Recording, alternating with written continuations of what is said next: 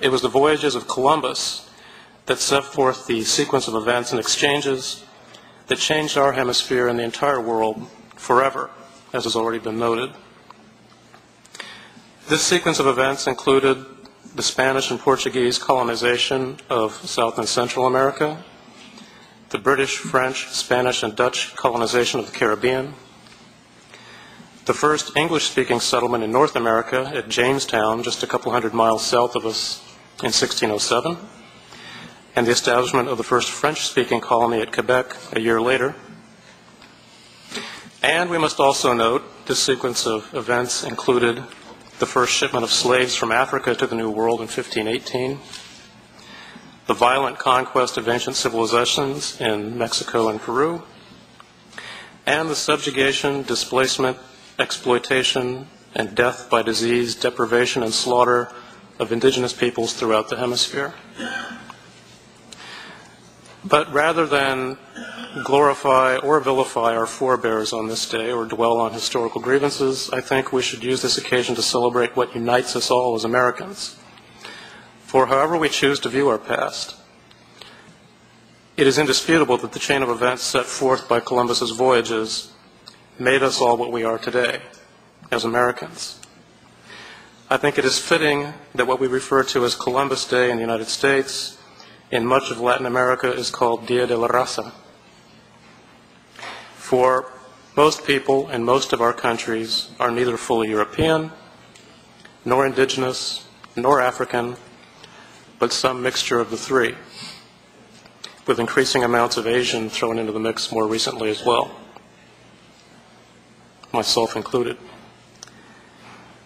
Even those who may consider themselves to be entirely of one ethnicity are, whether they know it or not, profoundly influenced by the others in terms of how we speak, how we think, the music we listen to, the food we eat, and how we govern ourselves. There would be no America without this mixture of peoples, cultures, ideas, and influences. But I think most importantly for our purposes here in the OAS, our common heritage as American democracies has imbued us with a shared set of democratic values. Just over 400 years ago, 104 Englishmen settled along the banks of the James River in Virginia, not far from here, and agreed to a document they called an adjunct management device for the Virginia Company of London. Many consider this document to be one of the seeds of democracy in the hemisphere. Together with subsequent influences of both European and indigenous origin, the framers of the U.S. Constitution were inspired not only by British and French Enlightenment philosophers or the history of the Roman and Athenian republics, but also, as few people know, by the Federation of the Iroquois tribes. A complex set of democratic values evolved, which can roughly be characterized by respect for human rights and fundamental freedoms, the rule of law, limited government, periodic free and fair elections based on secret balloting, a pluralistic political system, and the separation of powers. Although the attainment of these ideals has been far from uniform,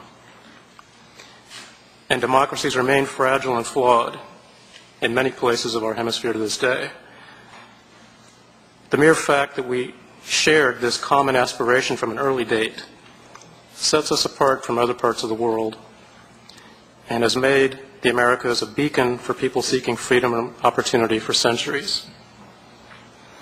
And it is this constant influx of people from other lands that rejuvenates and enriches our societies, so that more than 5 centuries after the voyages of Columbus, we are still known as the New World. The American republics led the way in the democratic revolutions of the 18th and 19th centuries, and I believe we were the first region to codify a common set of values into the Inter-American Democratic Charter at the dawn of the 21st century. And with the signing of the Memorandum of Understanding with the African Union earlier this month, we have formalized a commitment to extend our democracy and human rights promotion efforts with our partners in Africa. So rather than analyze our past today, I suggest that we use this occasion to rededicate ourselves to realizing the dream that is America and to making the Inter-American Democratic Charter a vital and effective mechanism for securing liberty throughout the hemisphere. Thank you, Mr. Chairman. Muchas gracias.